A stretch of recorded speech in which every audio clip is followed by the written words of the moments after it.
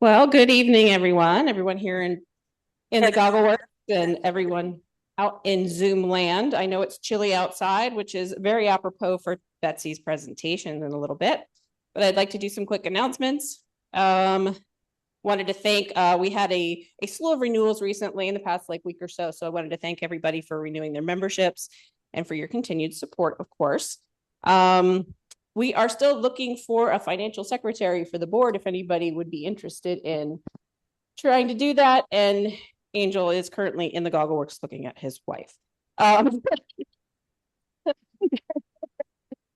No pressure. We do have some upcoming events this month. We've got Ginny is taking care of our intro to photography workshop. She did a wonderful job last year. They are February 21st and February 28th. We currently could use some more folks to sign up for the class. So if you could be an assistance to us and get the word out there to your friends and family, there are some pictures you can pull off the internet and share on Facebook. That would be helpful. And we'll do some more advertising as well with Facebook, and hopefully we'll have Instagram up here in a minute too. So we'll be able to share through there as well. But we could definitely still use some help. So if you can, more hands the merrier. So, Mike, are you online with us this evening? Do you want to talk about your competitions? Yes. Hi, everybody. We have our March competition coming up. Deadline for submissions on that is midnight on 3/15, and we have dual themes this competition, so that's a little bit different. We're doing still life for pictorial class, and winter scene for nature photography class. So sounds like I don't know if anybody saw Ginny's presentation a few weeks ago on still life, but it was really inspirational and a lot of good ideas, and it sounds like we might get some more good ideas tonight. So looking forward to seeing everybody's submissions. Thanks. Thanks, Mike. We also still have our winter challenge going on. It's not a competition, but it is a fun way to share some winter pictures with your fellow club members. Sylvia so lovingly put that together, and the deadline is February 28th. The details are in the newsletter that just went out recently. Betsy, we'll get to you just in a moment, but just wanted to mention our next presentation. On the 16th of February, we have an outside speaker coming in. It's Sharon Tenenbaum, and she's going to be doing a presentation on architectural photography as fine art. Thank you to Vince for setting that up. And Vince would like to say something. Just to encourage folks to be there to see this presentation. I've done a dozen hour-long sessions with her. She is a phenomenal teacher. She's a specialist in architectural photography, hence the topic, but she does everything. She's Canadian from British Columbia. I think she'll be extremely entertaining and very helpful. Thanks. Vince. We do have some outings coming up, also arranged by Vince. He has been wonderful with that this year. Thank you. April 11th, we've got the Green Hills Nature Preserve. That's an early morning sunrise if you're an early bird. I am not. June 13th, we're doing the Philadelphia Photo Walk in the city. So I think that will be, I'm actually really looking forward to that one. Vince, you're also working on some workshops as well. The Sam Abel Lightroom as well. And that information is in the newsletter too. I would like to introduce Betsy. Betsy, thank you for joining us tonight and being our presenter. She's going to be doing some at-home photography topics, which is perfect because it is cold outside. So stay in, stay warm, and take some fun photos. So Betsy, we'll hand it over to you, okay? Great, thank you.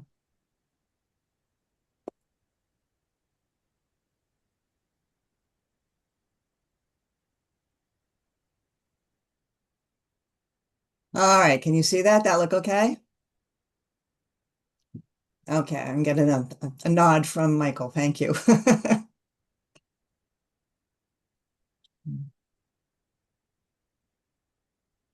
All right, well, thank you very much for that introduction. And many of you know that both my husband Jim and I, we're both members of not only this wonderful club, but but also of a few others. And we do continue to learn so much from camera clubs.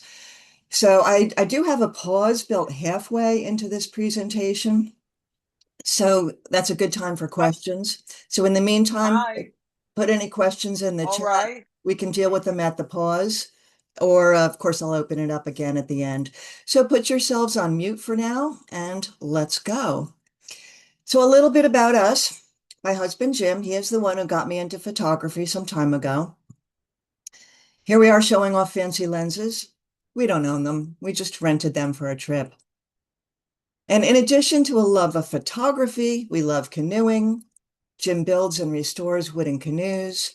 And we have done a lot of travel photography, including places like Iceland and Botswana.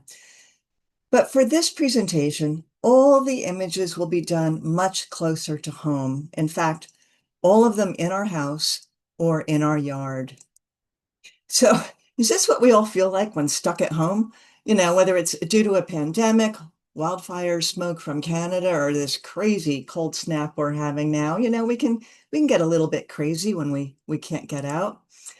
And I'm clearly driving my husband Jim crazy. So, and since we can all get a bit bananas when stuck at home, I'll share some fun photo ideas to keep you learning and experimenting while at home. And there are so many photo techniques we can do in our house, in our yard. Some may be simple, some more complex. And like most camera clubs, I know we have members here that are just starting out, want to learn the basics, and that we also have very many, very accomplished and talented photographers. So I'll start with some basics and, gradually add maybe some more challenging photo techniques. And I will include some fun setups using lights, like this one of a model. We use him quite often as he's always available. We call him Uncle Dudley. And I'll finish with some creative setups that incorporate some post-processing tricks.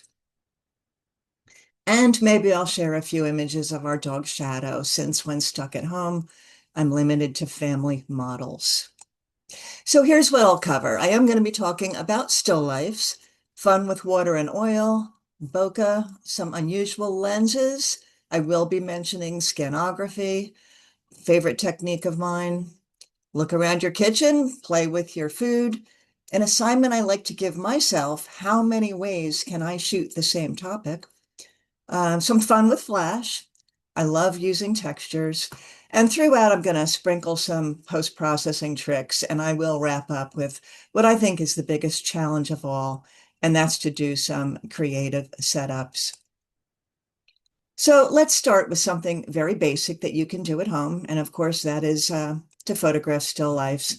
So some of you may have seen my presentation on still lifes a few years ago. So there are a couple repeat images, but most of them are new. And this hopefully will complement the wonderful presentation by Jenny Lodge on still life that she did not long ago. I actually watched her presentation twice. It was so good. So, and I have learned a lot from Jenny. And still lifes, just a great way to learn about color, light, composition in a controlled environment. In Ginny's presentation, she used a line that I told her I wanted to borrow, that still lifes are fun to do at home because you can do them in your pajamas. I really like that. And I'll start with a few that I took using natural window light, and these were taken with my iPhone. And I like to look for interesting combinations of items, colors that work well, form and texture and background. In this one, that old shutter is the background. And then I'll play around with changing up objects, paying careful attention to the placement, such as, even the direction of the stems on the pumpkins, to create a composition that I like. Another version of the pumpkins along with some books. So again, I'm just experimenting. I'm switching objects and placements. And you know what? Sometimes I even get unwanted objects photobombing my still life. So your cell phone will pick an exposure that balances out darks and lights. If you want the image to be darker than your cell phone thinks it should be, you can adjust the exposure. Vince was just talking about this before we started. So this is the first shot with the iPhone, and it's much brighter than I want. So to change the exposure on an iPhone, if you tap your subject to focus, this will appear on your screen, this little box, that's the focus box. And then you see this, let me get my pointer going here. You see this little sun here, and I have it dragged all the way down. So that's to reduce the exposure. And if you push this up, you'll increase the exposure. And I'm sure other smartphones have something similar. And it really makes a remarkable difference. It looks like special studio light. Nope, just an iPhone. Another iPhone image using window light. You can actually see the reflection of the window and those shiny surfaces. Again, the iPhone originally captured this much brighter until I adjusted the exposure on the iPhone. Still lifes, of course, can be quite simple. I found these skates hanging in our shed. Just two objects, but even a simple still life will benefit with a good composition, and you will often see triangles used in setup still lifes. In a still life, of course, it can be anything, but I do enjoy photographing family treasures and also old vintage stuff that I've collected. Perhaps you want to preserve a distant memory from your childhood, like these well-used blocks, or capture the beauty and preserve the memory of family heirlooms that, maybe they've been sitting in a closet before I pass them along to someone else. And I may not be parting with this one. This is a child's tea set that has, of course, seen better days, but it actually belonged to my great-grandmother Lulu when she was a little girl. So by creating still lifes of family heirlooms, of course, you can also share that memory with relatives. I borrowed these cloisonné vases from my sister-in-law. They came back from Singapore by an ancestor during World War II.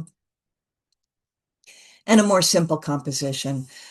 I've added a drape of fabric because that can kind of guide the eye. It acts like a visual pathway. It can introduce color harmony. Here it's echoing and balancing the colors of the main subjects. And then there's the old vintage stuff that Jim and I have been collecting from flea markets and antique shops, like this old movie projector, an old train lantern along with a book and some pumpkins, or a grandmother's sewing machine. My mother's first job was with the Singer Sewing Machine Company, and I don't know exactly what her job was, but I do know she was quite proud of it. And many times I will incorporate old books. Not only are they interesting and sort of a nostalgic feel-good item, but they provide height, like a platform for your subject. So now I have a surface that I can drape that lace over. We found this old bucket. I like those rivets holding it together. And I've intentionally placed the flowers and that lacy shawl to sort of create a visual path to move your eye around and through the image. So this odd contraption, we found this at an antique store, and I had no idea what it was, but I like the shapes and the form, and I thought it would make a good still life subject to light paint. That's using a flashlight in the dark to put the light on it. So I sent a picture of it to a few friends who collect antiques and asked if they knew what it was. The best answer I got back was the original mammogram machine. So I found out that it is actually a press for fruit or cider. So, all right, let's move on from the old stuff. A more modern composition. This is a flat lay or shooting straight down on your surface of items that I found in my yard. And don't worry, I did not disturb an actual nest. The nest was discarded from the prior year. And those are actually empty, discarded, broken robin's eggs. They were made whole with a little Photoshop help. Here's the same nest in a more traditional still life setup. And this is what those robin's eggs actually look like. But even a simple object like eggs are fun to photograph. I mentioned that I like to see how many ways can I photograph a subject? How many ways can I photograph eggs? Can I use some dramatic lighting? There is that technique called light painting that I love, done in a dark room and the subject is carefully lit. with a flashlight? Can I rearrange some eggs on fabric positioned in a nice S-curve, shot straight down in a flat lay style? How about photographing just eggshells? Another often used compositional technique is to use odd numbers. 5 eggs, just in natural light. The first one to hatch. This was in a bush in our backyard. You know, I love walking around our yard during the different seasons, and of course, spring always has some wonderful surprises. A vulture egg I found in the woods behind our house. So, did you know that vultures they lay their eggs on the ground, usually in a pile of rocks or behind a fallen tree? How about creating some interest by incorporating shadows? Or include an egg with some unusual objects like a car jack and a deer skull in a traditional still life. Okay, enough of the eggs. I'll wrap up still lifes with this one that has our dog Shadow in it. And I'm not sure if a live dog in an image qualifies as a still life, but I did get her to stay still. So let's move on to still lifes, to some other ways to create fun images at home. And Jim and I have a lot of fun with this technique. In fact, for a few years, we played with water drops on New Year's Eve. We would drink wine and experiment with all sorts of items. And some of you may have seen a few of these images because I think I shared these next few techniques in last year's presentation. But I'd like to include this because I think this is something that's perfect to do when it's too cold to do anything outside, like now. So here are a few examples, and then I'll show how it's done. These are plain water drops, a wire whisk. You'll recognize this of crayons, a kitchen fork, a scallop shell, candy hearts. I call this one flying martini olives from outer space. It's actually a tangerine and it's laying on a green bandana. You can sort of see the bandana, the paisley print there. And here's the setup. These instructions are on our website, so I'm going to go through this quickly and don't feel like you need to try to write something down. I'll show you my website at the end and my contact information, so you can get to this if you want to. But you'll see it's raised up on those boxes. There's a piece of glass on there. You wipe some Rain-X on the glass with a paper towel, Rain-X that you get in an auto body shop. That's what makes the water bead up. Spray on your water droplets. You slide colorful objects under the glass. Camera on a tripod with that lens pointing straight down. You can see I've got a bean bag here for weight because if I didn't have that, this can be kind of top heavy, front heavy. You don't want that falling down onto that glass. And then I have a flash coming in here at a 45-degree angle. You can also just use a bright desk lamp. You focus on the droplets on the surface of the water, of the glass, and then experiment with different apertures depending on what lens you have. I find that macro lenses work best. So another similar technique to water droplets, oil and water. This is quite easy to do and fun. And every time I try this, the images come out totally different. So most were done with a macro lens, but the one on the top right, I did take that one with my cell phone. And the setup is very similar to the water droplets, and these instructions are also on our website. So I'm going to kind of skip through this. It's really quite similar. But again, another easy, fun technique that you can do at home. Great rainy day project or when everything is frozen. All right, bokeh. And most of you know it's basically an out of focus area in an image, often used to add that artistic look. So you can have some fun with this, pull those Christmas lights back out of the attic. And I shared some of these bokeh ideas last year, but I'm going to also include some new ways to include bokeh as well. And I shared some basic bokeh tips last year, talked about how the size and the sharpness of the bokeh lights, that changes depending on how far the camera is from the subject, how far the subject is from the lights. And then I shared the fun trick of changing the shape of the bokeh by cutting out shapes. Here's one I have right here so you can kind of see the size. Just cut these out from black construction paper and you just just kind of stick it on the front of your lens with a little bit of masking tape or a rubber band. That's what those tabs are there for. So, and you can create these really unusual bokeh shapes. So there you see a star shape, a snowflake shape. It's a lot of fun. And while our Christmas tree was still up, our dog Shadow was asleep with her head on the couch. So I had cut out a doggy paw print shape. I ran and got it, was able to get this image of her in front of the bokeh. I would show you that doggy paw print, but I made the mistake of leaving it on the coffee table and Shadow ate it. So, it might look like this is photoshopped, but it is not. It is a single exposure. Stars and candles work well, or hearts on Valentine's Day. So get creative, have some fun with this. But for a very different kind of bokeh, well, you got to admit that's different. Kind of looks like a Christmas tree on the left, but how are those swirly orbs created?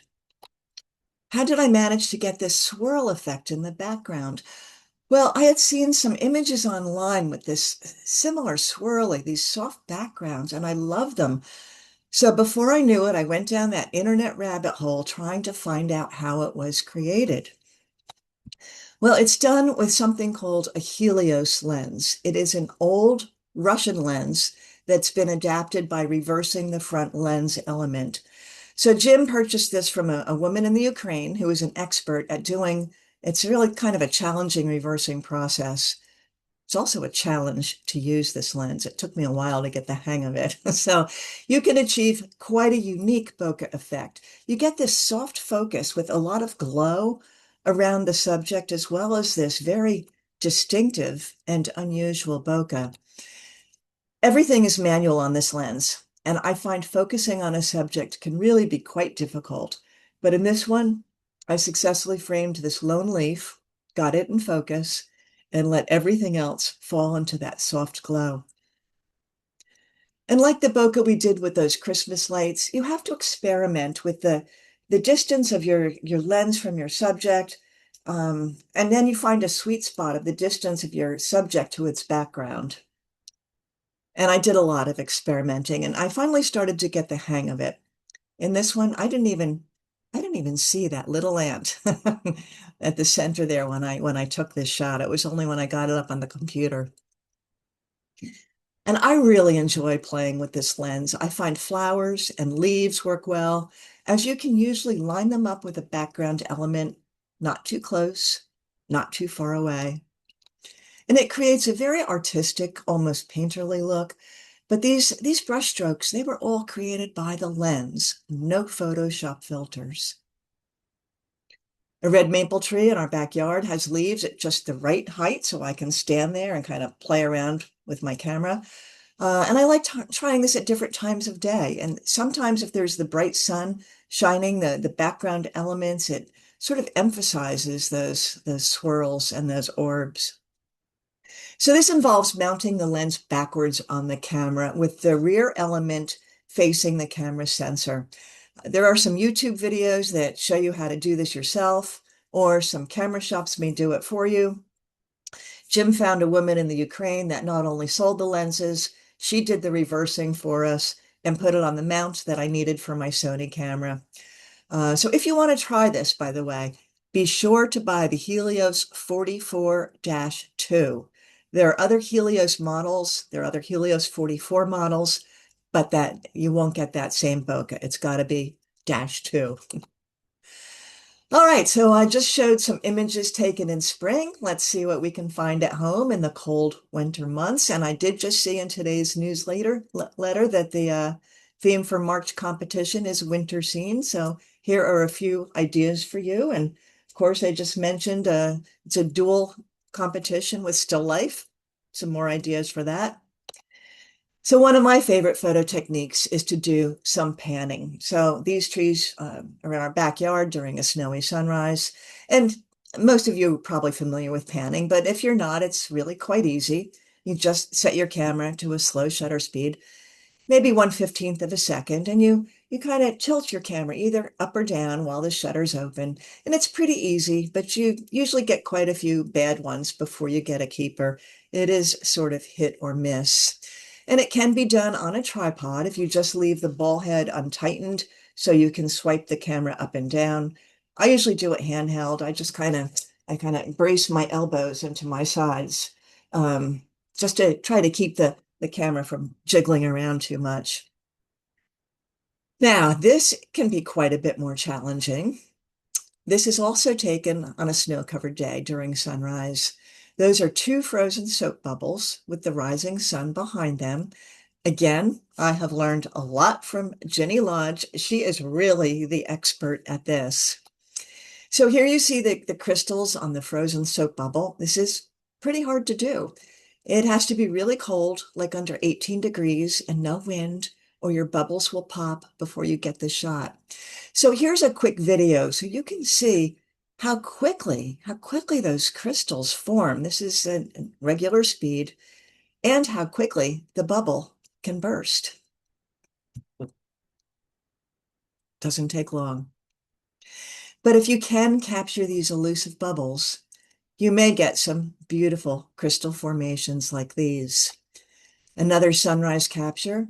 Here I lined up the rising sun right behind the frozen bubble. And another tip that I learned from Jenny, if trying to get that frozen bubble is too frustrating, dip a cookie cutter into the bubble goo and get out very early in the morning and catch that rising sun behind it. Thank you for that tip, Jenny. So this was a nice stuck-at-home surprise. I came downstairs one morning and our sunroom was adorned with all these beautiful icicles hanging from the roof. I grabbed the macro lens and here I got some nice bokeh in the background. And then I got even closer and enjoyed capturing the patterns inside the icicles. Just some frost on a drafty window in our home. But you have to be quick, as when the sun comes up, these icicles and frost patterns, they disappear very quickly. And this kind of looks like a frozen landscape in the night sky. Nah, just frost on my window. This one was just from last week. I think it looks like frozen feathers. So during this frigid spell, I get up every morning and I check the windows on the side of our house where we didn't replace the windows with insulated ones. We still have some drafty ones on one side of the house. And every day, the crystal formations are different. All right, let's move on to scanning, which Bob had mentioned this a little while ago. Scanning, it is a favorite technique of mine, and I have done quite a lot of it. Sometimes called scanography, this is such a fun way to create unique images right at home. The camera is a flatbed scanner. This is just a scanner we bought to scan documents. And, you know, many of you probably already have something similar. Sometimes they're a combination copier, fax, and scanner. And here's how it works. This image shows how the sunflowers and tomatoes were placed face down on the scanner. Notice the sunflowers, they're at the bottom right and top left. This is the resulting image. Now the sunflowers are at the bottom left and top right. Everything is not only upside down, but backwards. So, and this is, by the way, another example of flat lay composition, although it was shot basically from the bottom up. Cropped and tighter, because you can achieve incredible detail with the scanner. So here's my process. First, I'll gather all sorts of items from the yard. That bottle of Windex is there. You need to constantly clean the scanner glass. And then I'll place the items into what I think might be an interesting arrangement. And you can see on the monitor, I have scanned just some parts of flowers that I may use later. And then I choose some flowers and I start scanning. I thought a composition of springtime yellow might be nice. Dandelions, miniature narcissus, buttercups, all things from my yard. And you know what? I'm not thrilled with this one. And I like to share some of my misses so that you appreciate that it may take a lot of tries to get one that I really like. So I did salvage a close-up from one of the buttercups. Hold a buttercup under your chin to see if if you like butter. You remember that from when you were a kid? So let's start over with a variety of ferns. Again, I start by just scanning a few pieces. I grabbed a clump of moss that had some acorns nestled in it. And I found this fern that grew up inside the curl of an oak leaf from last fall. I thought that was pretty cool. I flipped it over on the scanner, and I think this better captures the graceful form of the oak leaf. My final composition, after a lot of tweaking the position of elements and some cleanup in post-processing. And I think that clinging oak leaf, I think that really adds some interest to the image. Now I picked spring flowers from all around my yard, and I chose a palette of whites with a hint of some pastel colors. And I like this image, but to me it might be perhaps a little bit too busy. And I noticed that most of the flowers are actually about the same size and making it hard to find a place for your eye to rest. That's tough when everything kind of equally fights for your attention. So I decided to simplify it a bit. And I do think that it's more simple composition, but I think it's more effective. Still using a palette of just whites and greens, but with a variety of sizes, I think it holds together better. My first attempt of a scan, this is just a branch from our Arcusa dogwood tree. And then I saw a few areas within that caught my eye. Because the resolution is so high on the scans, you can crop in, still have amazing detail. So I like to experiment with different crops to create different compositions. Here, I think a very graphic balance of form, contrast, and negative space. A very tight crop to focus in on these beautiful circular curves that just lead your eye to the intricate center. And a different approach. These flowers were almost square, which inspired me to arrange them into a square format. And often when I am done with arranging flowers and petals, I'll just kind of scoop everything up and dump it on the scanner. And I like the way this one came out. Hellebore flowers, buds, and leaves, again, just tossed on the scanner and cropped to fill the frame. But it doesn't have to be flowers. I like to try all sorts of different things. And I think the top portion of this image has the most actually the most interest. So I'll crop in on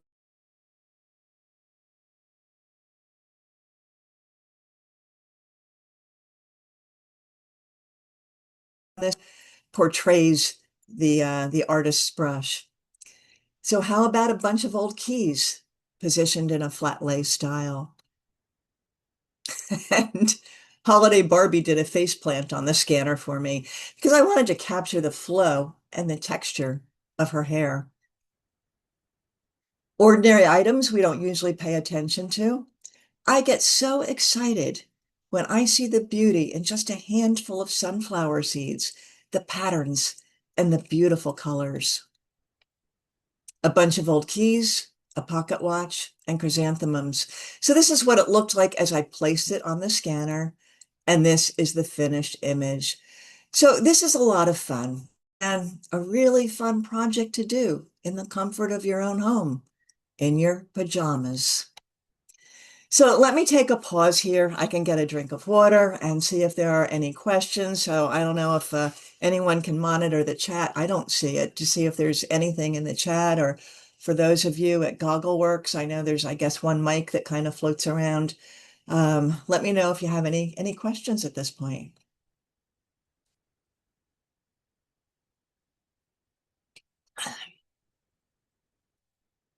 Bob, I don't know if you're the the monitor here of the room. If nothing going on, I'm happy to just continue. Let me get a drink of water first.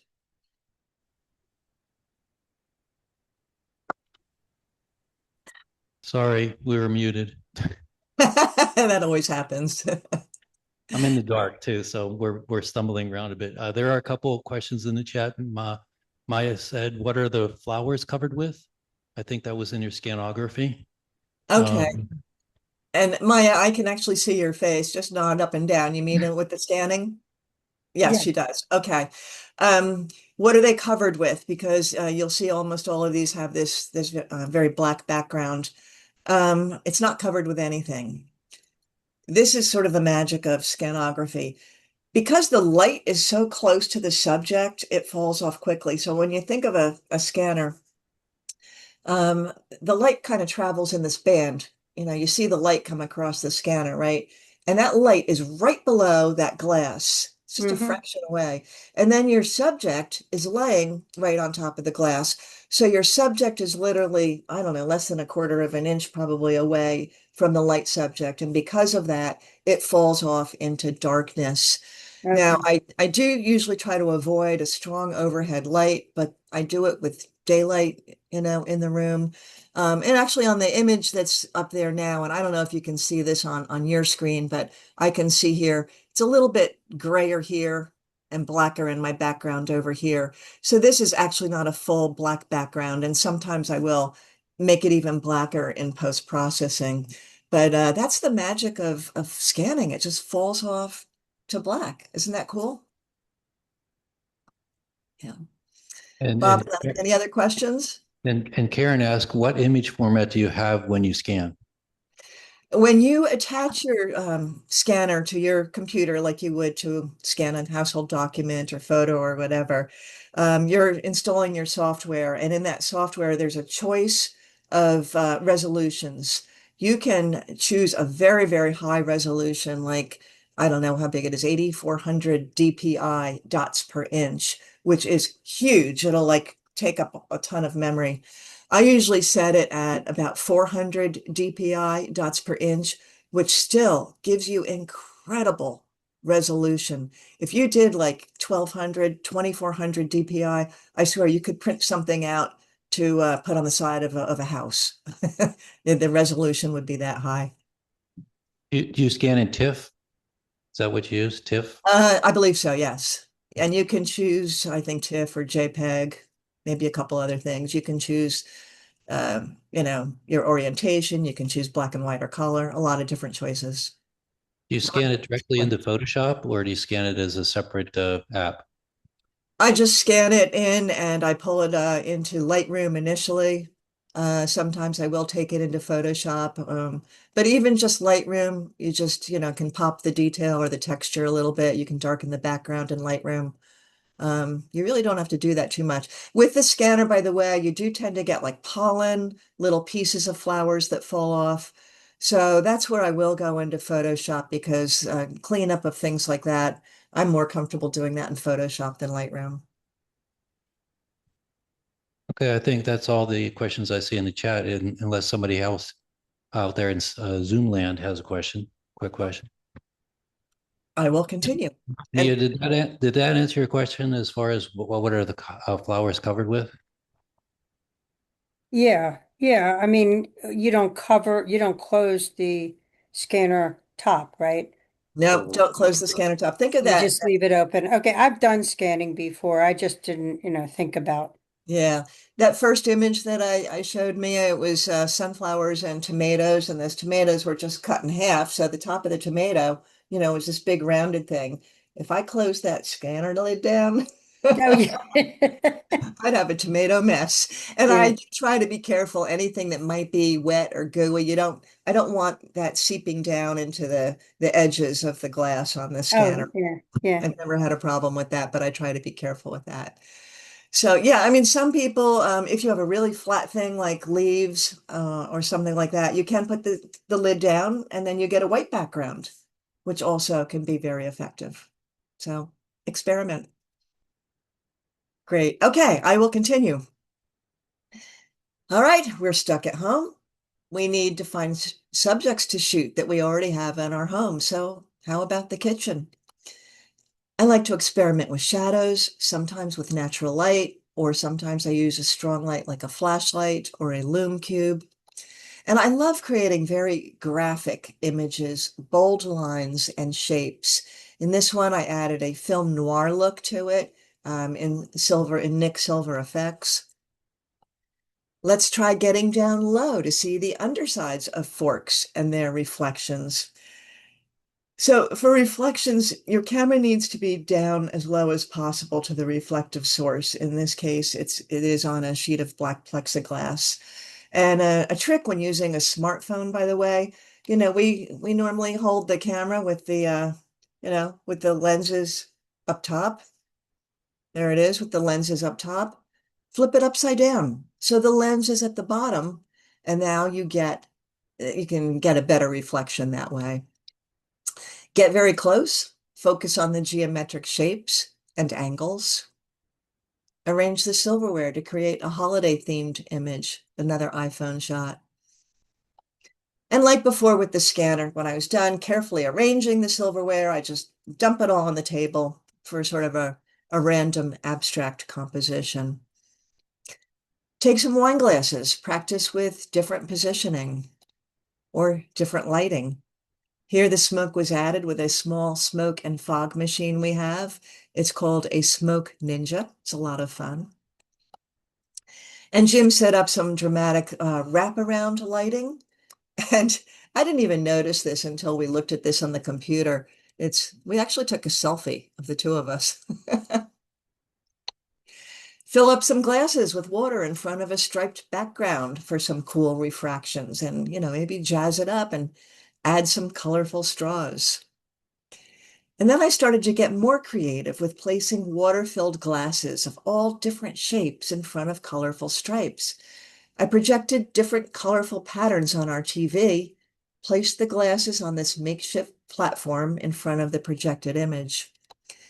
I tried a vertical pattern of some rainbow stripes, and then grabbed all the mismatched champagne glasses we've collected over the years. So this is what Jim and I do on New Year's Eve.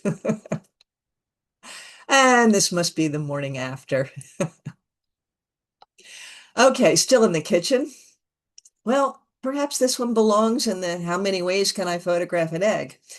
A simple setup on a piece of black plexiglass to create the reflection. And some more eggs, because eggs, it's great to photograph and experiment with lighting to emphasize their beautiful form. Oh, wait, those really aren't eggs at all. Just plastic spoons arranged in a pattern.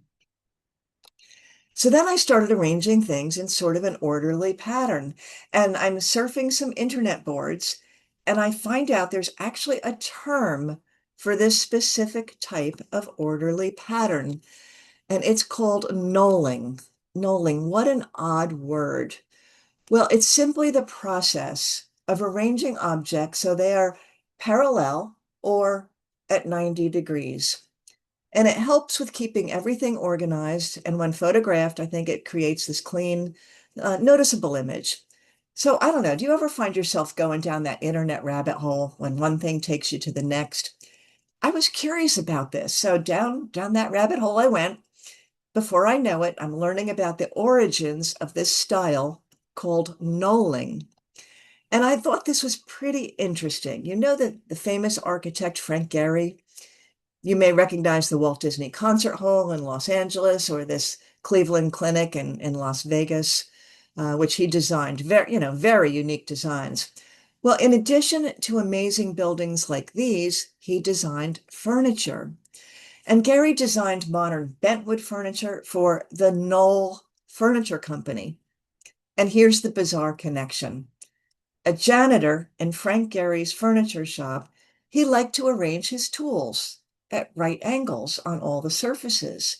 And the janitor called this routine knolling because the tools were arranged in right angles, similar to Knoll furniture, which tends to use a lot of right angles in its designs.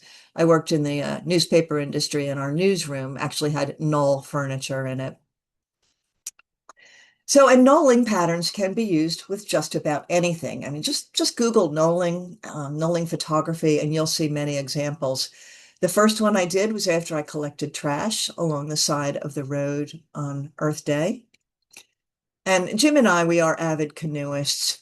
Every year we attend a gathering of a few hundred canoe friends in the beautiful Adirondacks in New York State. And here's a collection of the pins and memorabilia that we have received over the years.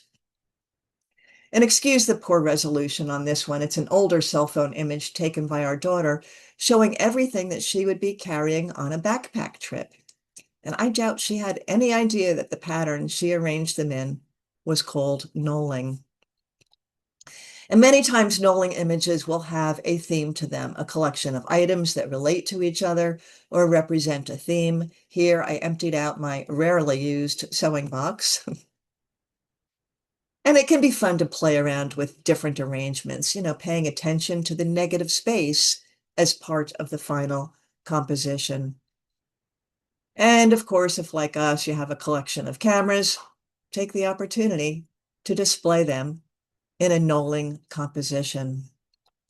And this one was done on our garage floor, which has its own unique texture after 35 years of grass and oil stains and paint splatters. And if you look closely on the left side, over there, you'll see that Jim got into the picture. I think it adds a little bit of quirky interest to the composition. So knolling, a fun technique that I like to do, all from going down that online rabbit hole. And speaking of a rabbit hole, this little bunny was in my backyard. I took this shot through the window. We had a circular fan on the table inside, and the fan was reflected in the window. So I just kept moving around until I framed the bunny through the circle in the reflection on the window of the fan. I thought that was kind of fun. Back to the kitchen, how about playing with food? And you can start out quite simple. Maybe start to add a few more elements. Maybe play with different containers, different heights. Maybe bring in another compositional element, a reflection for added interest. This is on black plexiglass. Arrange food items in a flat lay style and shoot straight down on your still life. Now starting to arrange color with intention. In this one, following the color wheel. Try combinations of different colors. Complementary colors work quite well. Or try to create a composition with focusing on a single color. The inspiration here started with 2 pomegranates. Then I looked around for other items of the same color. Now getting a bit more complex, why not spice up your composition a bit? Play with different techniques.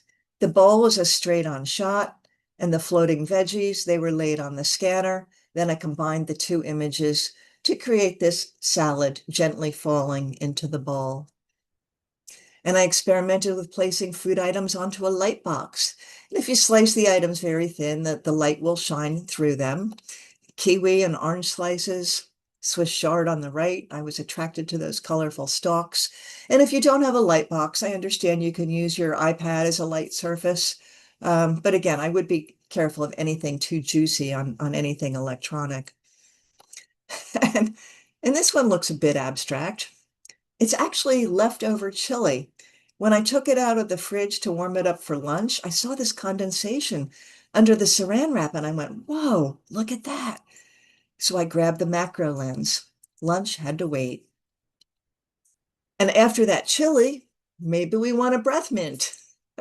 These lifesavers are stacked on that black plexiglass. I played with some marshmallows and pretzel sticks to make a fun hot chocolate hot tub holiday scene. Have any leftover Easter candy? Well, okay, let's have some fun by adding some text to this one. How's that for playing with your food? All right, let's move on to a different way to enjoy photography at home, and that's by incorporating a flash. So this is a bit more technical. I am still new at it. Here's a shot that I did of Jim, but I do rely on him as the lighting expert. He set up a speed light on the side and then he's facing into it for some nice portrait lighting. And he actually set up a light with a grid on it, which helps to direct the light. In this one, you can actually see the reflection of the grids in his glasses. And here you can see how close he is to that light with the grid on it. And I actually didn't intend to have the grid show up in his glasses, but I kind of like it.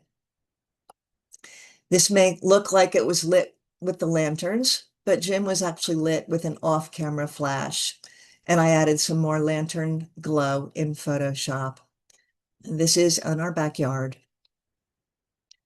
Jim wanted to create a scene where he looked like Sam Spade in an old movie. So during the COVID lockdown, we watched a lot of YouTube videos on photography. Jim was inspired by a how-to video by a photographer named Gavin Hoey. Maybe some of you have watched his videos. They're a lot of fun. He demonstrates many different photo techniques. So he started with setting up a Venetian blind in the kitchen, got his assistant to stand in while he adjusted the lighting, moving the light around, moving the model around, and he was looking for those dramatic stripes of shade across his face. He decided he needed some backlighting, and here you can see he added a light behind him, give a little pop to the background. Then he got his $3 Goodwill fedora, his $6 Amazon toy gun. He was ready to go. Finished image, converted to black and white. Sam Spade. A moody shot of me that Jim took, looking out a window on a rainy day. Another shot set up in our kitchen. Jim attached a piece of plexiglass to a stand, and then he just sprayed it with a bottle of water. And now I'm fighting my way out of cobwebs, kind of a creepy shot for Halloween. Again, I'm just behind a piece of plexiglass that's been all scratched up. And now you also see how I get in the mood for some of these crazy photo shoots. I asked Jim to set up lighting for me. I wanted a new headshot after my hair just happened to turn white during the pandemic. In addition to the regular flash on the front of my face, this incorporates backlighting, sometimes called a rim light, for a unique look.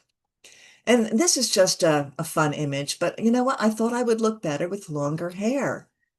Remember the Barbie hair that I did on the scanner? I gave myself some hair extensions.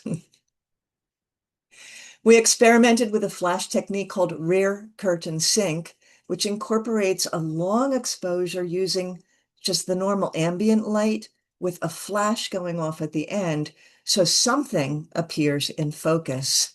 And Jim and I played around with this, trying to make it work. This is a 2-second exposure as I move through the frame, and the flash went off at the end. I did a selfie here with a 10-second delay on the timer. So there is a setting in most cameras called rear curtain sync. And basically, when you take a shot, the first curtain opens, letting the light into your camera. Then at the end of the exposure, the second curtain closes, and then they reset, ready for the next shot. Well, with rear curtain sync, the curtain opens and captures a blurry image of the action in the ambient light while it's open. And then a flash goes off, boom, right before that second curtain closes or at the end of the exposure.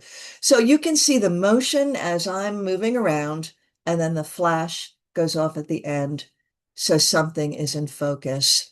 And this technique is sometimes called flash and blur, as it incorporates both blurred movement and the ambient light in the room, the flash at the end.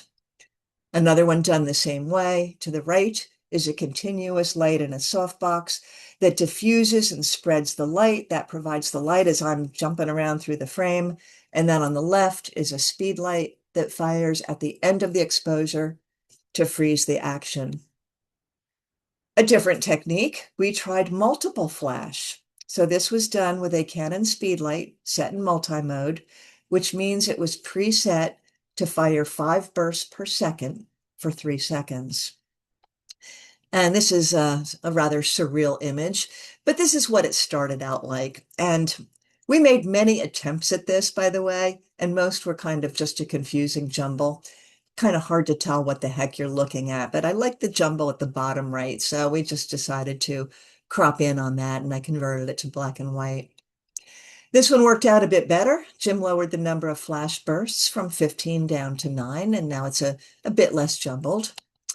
And Okay, so this one was not done at home. I know Bob recognizes this, but it could be.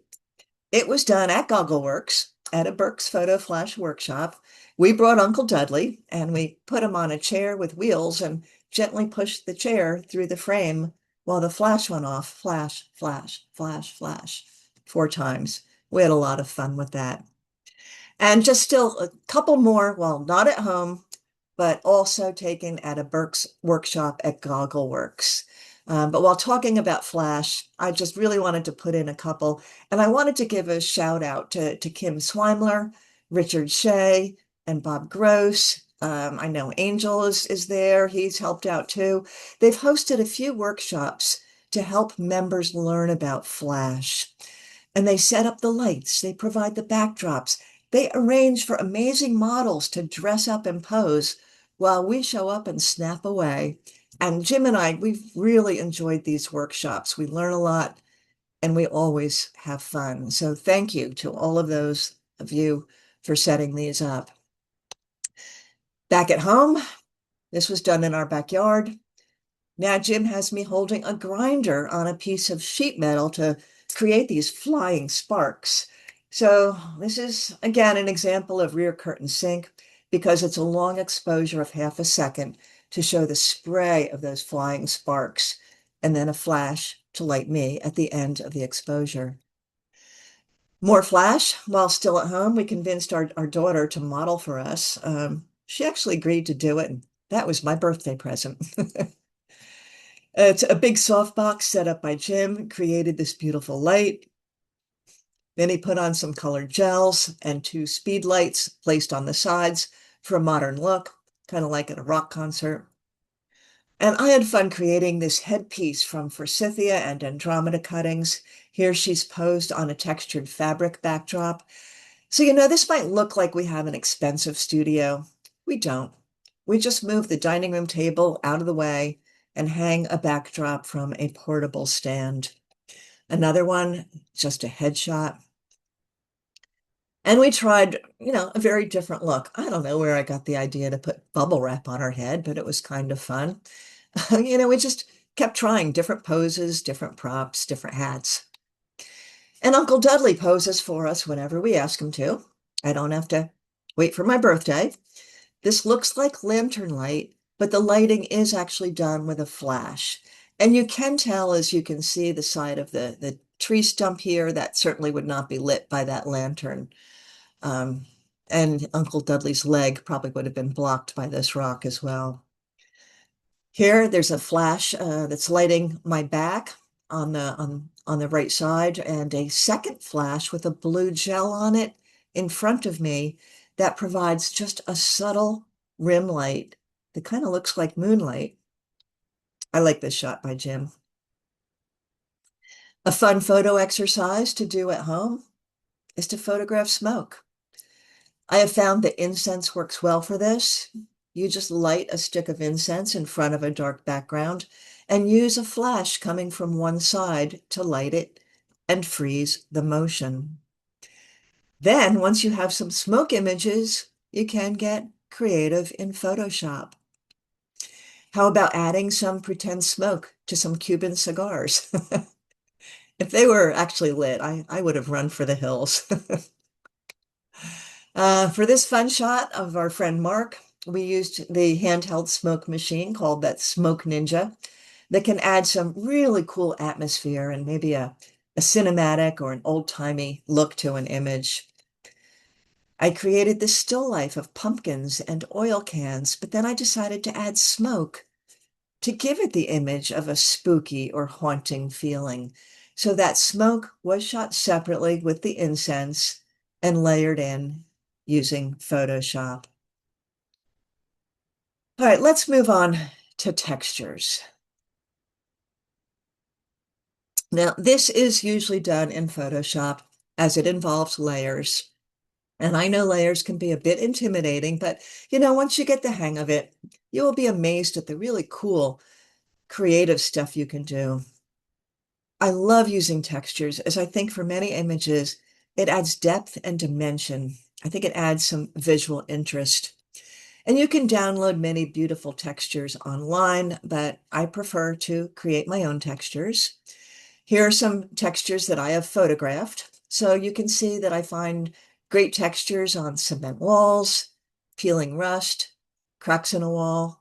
The bottom left is snow, the bottom right. See if you can tell where the one on the bottom right came from. I'm wearing it. It's on my jacket. Adding a texture, it gives us the ability to maybe manipulate the look and the feel of an image in creative ways. So you can see that cement wall texture in the background. Here, the texture is subtle. My embroidered jacket. Then I darkened it and gave it a dark blue hue that I thought would complement the gold tones in the images. So that background, it's quite subtle. You may not even notice it, but I do feel it adds some depth and a richness to a scene. This was done on the flatbed scanner, which is why it has that black background. But when adding textures, you can use different blend modes. In this case, I set it up to just use the texture to lighten the black background. And you might like the first one better or this one better, doesn't matter. That's up to you as an artist. And while surfing the internet, I wound up going down another rabbit hole. And I stumbled on a way to make really cool and beautiful textures right at home. I am always amazed that no matter how much I think I know about photography, those rabbit holes always lead me to new and exciting photo opportunities to learn. Believe it or not, it is done by melting National Geographic magazines using Citrusolve, which is a biodegradable household cleaner that smells like oranges. So you sprinkle the Citrusolve on the pages, close up the pages, you let it cook for about 20 minutes, and the colorful inks will start to melt and create really unusual and one-of-a-kind patterns. Well, National Geographic apparently uses a special clay-coated paper, which is why this process seems to only work with their magazines. So here's a sampling of some of the melted pages from the magazines that I created. And I'll get about 40 pages of textures from each National Geographic magazine. Some flower buds on a plain black background, and I like the drama of a black background, but decided, well, what would happen if I added some texture in the background? Here it is with the texture in the background, and I think it adds a richness to the image. But I think the flowers look a bit flat, like they're just sort of pasted on top of that background, which they were. So I'm going to add a little bit of shadow, and I think that just adds some depth to the image. Now the flowers appear to be in front of that background. Another image from a photo shoot with our daughter. Here's the original photo.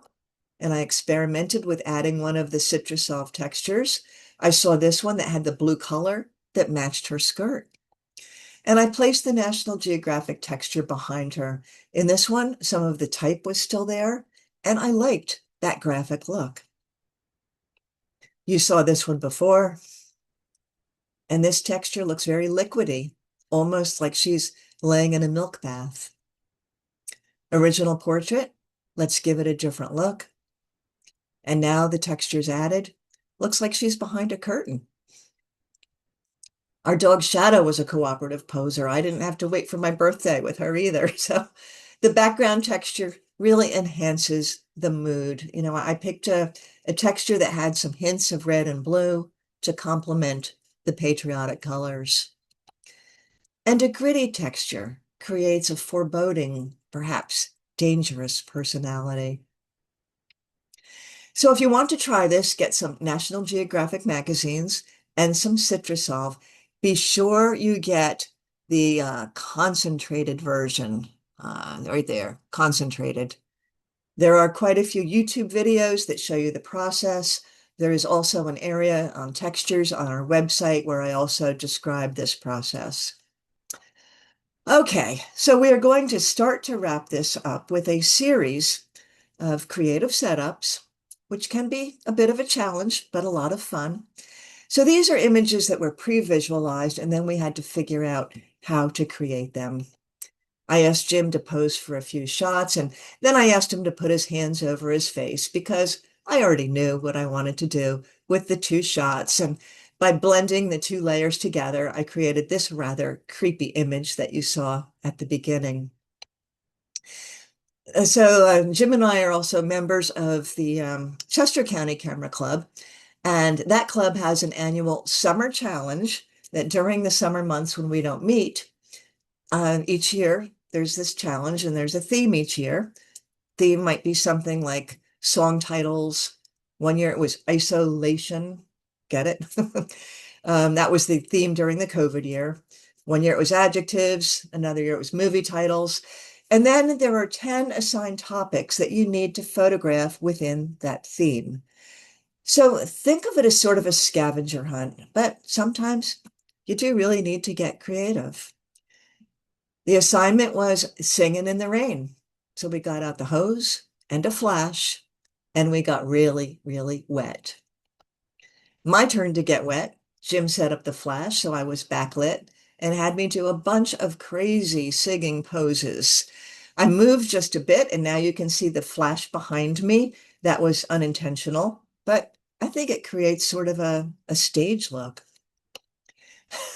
This one, I think it looks like some sort of an alien is sucking out my brains. That's just from the hose, the water coming down. And this is the one that Jim went with for the challenge for movie title, Singing in the Rain.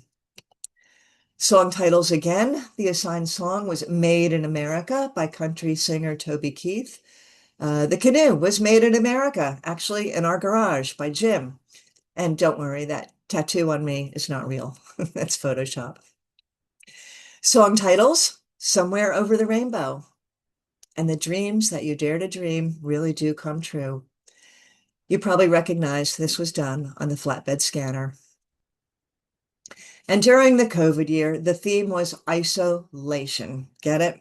And the assignment here was one day at a time. And this was the hardest summer challenge theme, is the assigned topics were really quite nebulous and vague. I mean, how does one illustrate one day at a time? Well, I had Jim pose with his feet up on a table, surrounded by a collection of empty beer bottles. And during the height of the initial lockdown, Jim's check marks on the calendar, they start to get a bit shakier as more days and more beers disappeared. Isolation. Adventure is waiting, but I can't come to the phone right now. That was the assignment. Well, we inherited this amazing old wall phone from Jim's father. I asked Jim to don a vest and a fedora, and I chose black and white to give this image an old-time look. Isolation again. The only nation I am visiting this summer is imagination. Shot with natural light, I had Jim pose with the bottom book on his head, 1,000 Places to See Before You Die. I then took a separate shot of the stack of books, layered the two images together in Photoshop, and yeah, I added the butterflies. Those were images that I took in my garden. Another year, the theme was adjectives. Here's Shadow, welcoming Jim home with his slippers, the newspaper, and a beer. Doesn't get better than that. Adjectives again, the assigned topic was under. So for this one, I went into the archives on our home computer to adapt an old photo to illustrate the word under. One year, the theme was movie titles. So I'm going to wrap up with two more examples. So you might remember this movie, Guess Who's Coming to Dinner? That was the assigned topic. Well, this is my interpretation, and I'll show you how I created it. I hope some of you are familiar with this movie. So I started out in my dining room. I set a somewhat formal looking dinner table, but then I needed some dogs. Well, I don't know if any of you have been to the dog show. Well, the National Dog Show, the one that's on TV every Thanksgiving, you may know it takes place in Oaks, right near Valley Forge, so not far from any of us. And let me tell you, it's a fun place to photograph, as you can walk backstage and see all the dogs being groomed before they go in front of the judges. So I had all these dog images in my computer. I picked this cutie as the daughter announcing her engagement to her parents. Our dog Shadow seemed a good fit for the Sidney Poitier role. This one somehow reminded me of Katharine Hepburn. And here is Spencer Tracy. So all the elements are there. I just need to fix up a few awkward areas and light the candles. Finished image. Guess who's coming to dinner? One more example. Okay, last one, and we'll wrap this up. The movie title assignment was Alfred Hitchcock's movie, The Birds. So I started by researching some images to get some inspiration, and I found old movie posters and some still images from the movie. Yet another trip down a rabbit hole. I learned that Hitchcock, he liked to dress his heroines in a particular light green color called eau de Nil, which actually means water of the Nile. So, and by the way, the same green color was worn by Grace Kelly in the Hitchcock movie Rear Window. I just get fascinated by the weirdest things. So then I get into the action. I'm wearing my best Tippi Hedren look-alike outfit, acting like a crazy person, pretending to be attacked by birds. So you'll notice only one hand is in all the shots. That's because I'm holding the cable release to trigger the shutter in the other hand. I decided to go with this image, but I did want both hands in the shot. So I picked this image for the other hand and just reversed it to create my left hand. So now I have both arms, even though it's actually the same arm twice, and I have changed the color of my outfit to that light green eau de Nil color. For whatever reason, I think my hair and teeth look a little eau de Nil as well, so I'm going to have to fix that. Then I needed birds. I had a few images of a liftoff of birds as they migrated through in the fall, and I just selected a few of these and brought them in as additional layers on top of the picture. Final image, I added some bloody scratches for effect. Oh, and that's a Citrusol background texture. So these summer challenges are a lot of fun, really stretch our imagination and forces us to learn new skills. So how do you feel when stuck at home? Well, to sum it all up, no chance to travel to exciting destinations. You may be feeling a bit rusty. Get that camera out of the closet.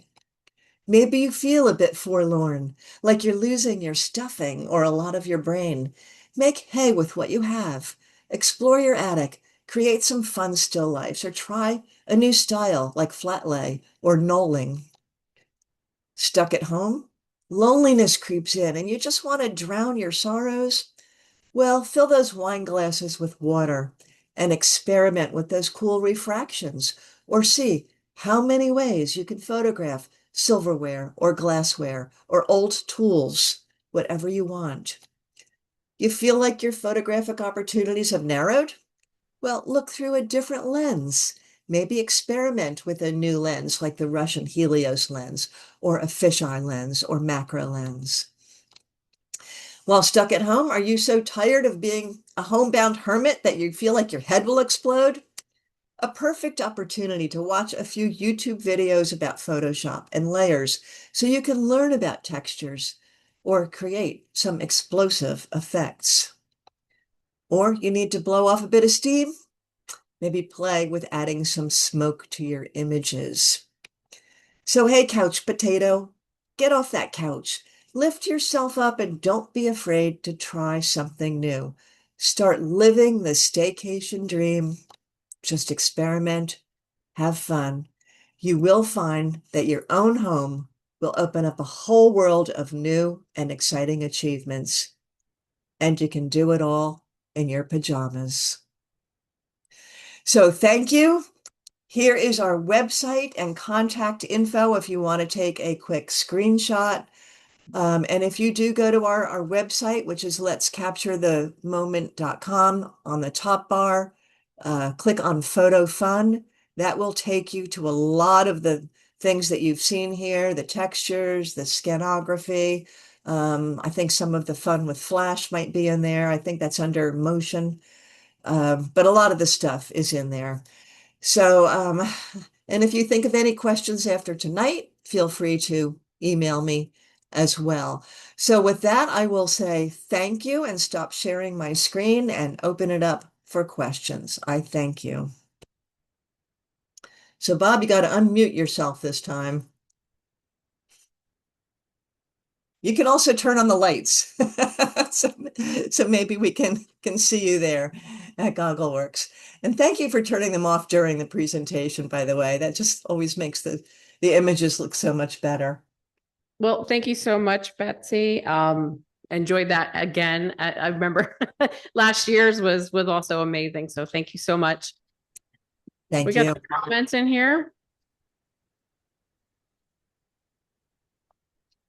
Well, do you want to read them off? I don't want to read all these. She's going to get a big head. Thank you for taking the time. Pictures, they're wonderful. Thank you very much.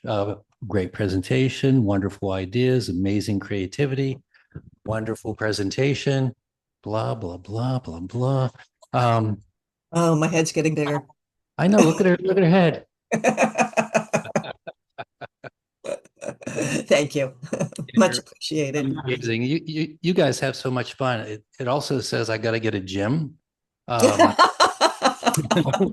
fedora, a dog. I'll rent him out. What else do I need here? I had one of the cat, but it photobombed you. All I have is cats and possums, but I need a dog. I need a dog. Yeah. A low energy dog. Is he low energy? Yeah. We actually did lose, we lost Shadow a year ago. So those pictures were a little bit old. And it's funny when right after we lost her, I had to take her out of my presentation because it was still a little bit too raw.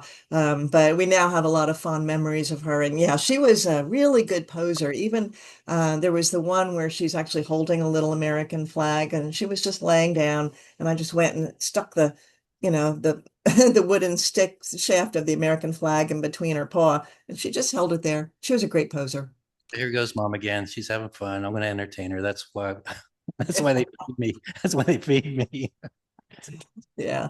We do have a lot of fun. And, Jim and I actually feel quite fortunate that as a couple, we both do photography. So we teach each other, we prod each other, obviously use each other as models.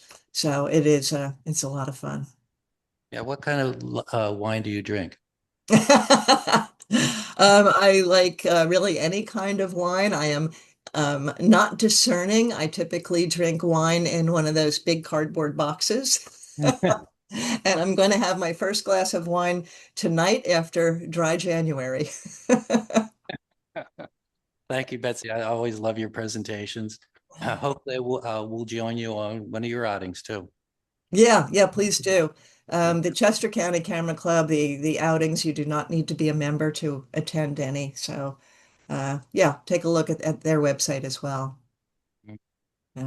Anything else from anyone in the room there? Anybody else?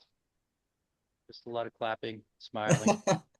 Yeah, I heard a lot of laughing during your presentation every time something would come up. That's really good to hear, Bob, because I got to tell you, and I'm sitting here in my library, talking to my library walls, and I cannot hear any of that laughter. So I thank you for letting me know that. Very frustrating. I know Zoom. Yeah. Don't know what's going on the other end. Yeah, that's right. You held it very well. Thank you. Thank you. All right. Well, thank you all very much. I have enjoyed doing this. And hey, stay warm, but stay indoors. And hopefully I've given you some ideas of something to photograph. Thanks again. And I hope everybody has a great night. Great. Thank you.